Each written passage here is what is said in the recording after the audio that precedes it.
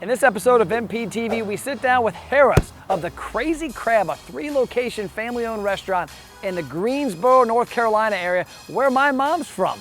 We're gonna talk about this family business and how they've transitioned another brand into the Crazy Crab umbrella, what they've done to expand the brand, and what they do to keep this place spick and span. Let's go check it out.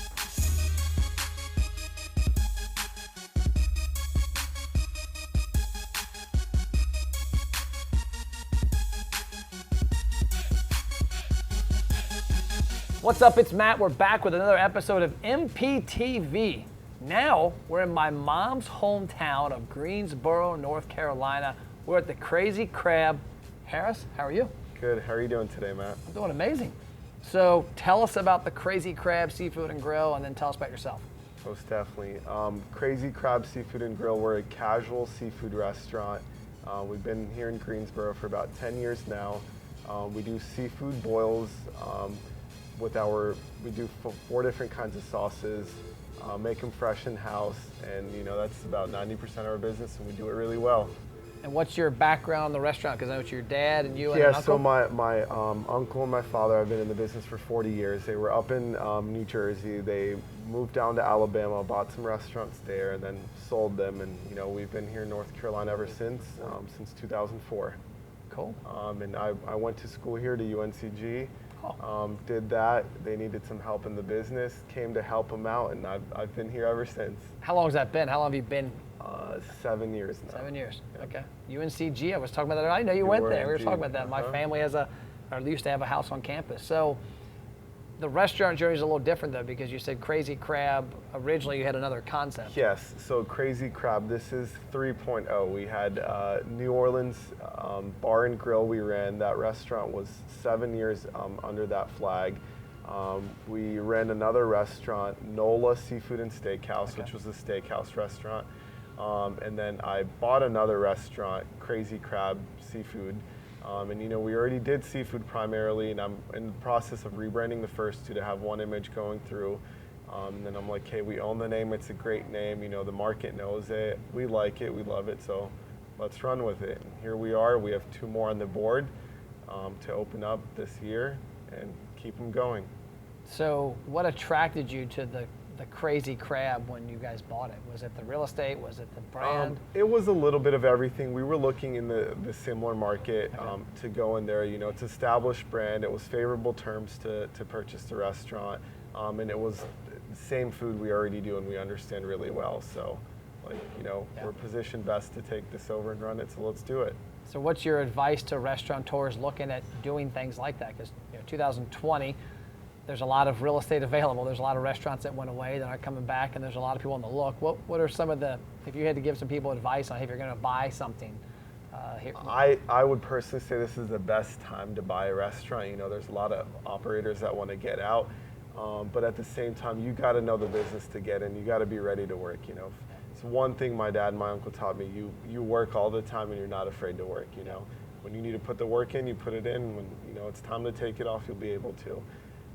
But I would say great time to get in the business. Everyone's getting out and back right to this new normal, and just make an impact, to your guests. The marketing side, do marketing really well, and just push good product. What was a big headache you had? Anything major when you guys bought the building, the business, the building, anything in there that you're like, wow, I wish you would have thought through this better? Transitioning our management team into the business, that was the toughest part.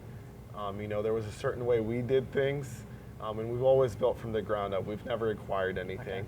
So acquiring this was like, okay, all these people are used to doing things a certain way, and it's going to take us some time to get them to adapt to how we need to do things. Yeah. So just being better prepared with that, and in the start, taking it slow, right? People are people. You need to let them see who you are, learn you, and then they'll get the vision and image, kind of like we were talking about, right? So that's what I'd say, is just learning the people better before you dump all this transition onto them. And that's probably also something even ongoing, because a lot of businesses I deal in, like mine, when I'm hiring, like right now we're in the process of hiring 4 salespeople. My goal is to hire people that haven't sold before, because a lot of times they have those learned habits. They think they know it. Their former boss. The restaurant business is probably pretty similar. You get servers that have been at 30 restaurants. That how do you indoctrinate them to your way of thinking? Surrounding them with people around them, the staff they're working with, where, hey, this is how we do things and this is why it works. Yeah. You have to see success to understand how to be successful, so show them success. Okay, break time. Restaurant owners, you're watching MPTV, so you're obviously interested in increasing your sales and profits. But what if I told you you could eliminate the hope and pray out of your marketing? You could spend money and actually see results. Most marketing starts with attention, like a billboard. The problem is that attention leads nowhere. That's why we created the ROI Engine restaurant program. We take attention and gain huge engagement, whether it's in-store or online. We help you build a database with deep customer information that's comprised of email, cell phone, and birthday. And then we drive them into the restaurant with trackable results. Yes, results you can actually see. If you're interested and want to have a conversation, check out restaurantmarketingthatworks.com. Worst case scenario, you get a lot of great ideas. Now back to the show. Cool. So now that you're growing the brand, what's the vision there? How do you know not to go too fast or where to go to next? Because I know you're saying a couple more in Greensboro. Mm-hmm. Where to go next? Again, we live in this market, play in this market, dine in this market, so we know certain spots where there's business, restaurants. The goal is to grow as fast as we can with good people. We don't just want to grow and hire people and put them in. When we have great people, that's when we know we're ready to grow. Yeah, and the real estate part, I read a book recently, and when I acquired my first piece of real estate this past year, one thing the book talked about was a lot of people will find a great deal on property, but it's 45 minutes away. They don't really know the area, the traffic patterns, and it talked about finding something that like the back of your hand. And I think I've seen restaurateurs do that. They get a great value on a restaurant an hour away, but they don't really know it. They don't know the high schools near it, the patterns, the traffic. And like you said, with Greensboro, y'all know it. We know it, yep. And another thing for us, I'd say, is one of the family members visits one of the restaurants every day. Okay. There's someone in it, and I think that's an integral part for us and why we have continued success is we're in it, we see it, we make sure we take care of it. It's not just a number on a P&L for us. So talk about the family component. You mentioned family member visiting it. Some places struggle with family involved. Some people thrive with it. What's been your experience with having family involved? Family involved, me and my uncle, my dad have been together for, doing business. Even prior to this, we had other businesses together, almost 15 years, I'd say. My dad and my uncle have been at it together for almost 40 plus years. With the family portion, you go into a room, closed doors, and you just go at it, No one else sees that part, but at the end of the day, it's all for the same vision and goal, to make the business better and take care of our people, take care of the guests. It is hard on certain aspects when it's family. It's like, okay, you can't, my dad just can't fire me, right? Yeah. He's got to deal with me. We got to work through it. So that's the part and everyone has to understand that, hey, we have to work through the issues. We can't but for the most part, there's not, like I said, shared vision. Everyone wants success. Yeah. Now, did you have a hard time early on? Like, did you have to prove yourself to them to show them that, hey, you're the real deal? No, not at all, because I'm a hard worker. Okay. I'll outwork anyone. I don't care if I'm bussing tables. I'm going to do it better than anyone else because I'm doing it. Yeah. Whatever it is, I'm going to outshine anyone I can, and that's just me. That's your personality. That's my personality. So it wasn't hard to prove myself. It was more, let me tackle this first, and then I can take the next thing on. Getting that the ability, the trust to take the next one. Yes. Yeah, me and my dad had a similar experience because when I got out of college, I worked in radio advertising, and 6 months after that, so I was still 23 years old. Me, him, and my brother went into business, opening up a boat and RV dealership. Okay. And my dad even made a comment when we first opened it. He's like, I'm not touching my money. We're going to get a $5,000 loan from the Bank of Kentucky because I don't know if you two are morons. And if this goes out of business in a year, that's no big deal. We got $5,000. We started real small. Well, we had grown it within a year to a couple $1 million business from $5,000. Starting from scratch and literally a gravel lot with a shed. And I'll never forget because about 2 years after that, I came into the business at a full-time capacity because I was still my side hustle. And we had a lot of trouble the first 6 months, me and him. We're identical. I mean, we are literally, they say, two peas in a pod, except for 30 years difference in age and different kind of, I grew up in corporate America, right out of college and radio. He was always been his own man.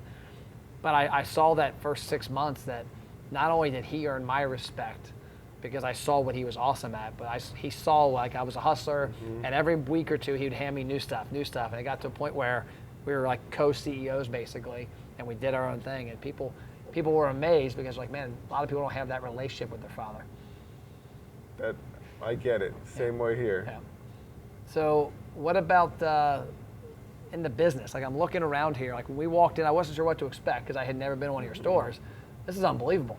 I mean, the vibe, the cleanliness, just how well put together it is.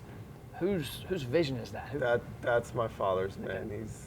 Cleaning is his thing. That's when he cares. He doesn't care about the numbers, nothing. His number one thing is cleanliness. It's like if it's not clean, no one's gonna come in here. I wouldn't come in here. That's his biggest thing.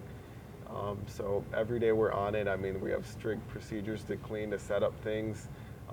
Eating is aesthetics, right? It's got to look good. It's got to smell good. It's got to feel good for you to eat it. So that's where we start. Number one thing. I mean, even you're looking around right now, everyone that's coming in, the first thing they're doing it. Yeah. They're cleaning after we just, last night with Father's Day, we had 35 staff members in here. Everyone cleaned before they left, but hey, let's still make sure it's ready, it's presentable for the next guest that walks in. Well, and that says a lot because I go to restaurants a lot, and I eat at lunch pretty much every day of the week at a restaurant. And the one thing that catches my attention is when I go to a restaurant, I know they opened at 11, I'm there at 11:30.